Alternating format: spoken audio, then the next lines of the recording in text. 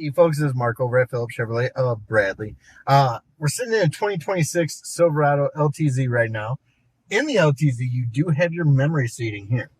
So you can set and then hit the 1 button or 2, whichever one, whenever you set your seat.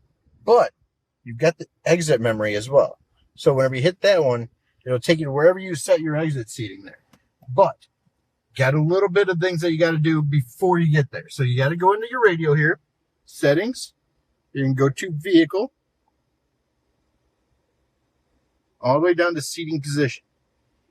Seat entry memory and seat exit memory. So seat entry memory will remember your key fobs. And if your key fob 1, it'll go to whatever memory seating you have for key fob 1. But seat exit memory, wherever you set that for, it'll actually turn on there for you, and it'll go to that after you're done. If you want to take a look at this one, go ahead and give me a call. Number is 815-933-2251. Thanks.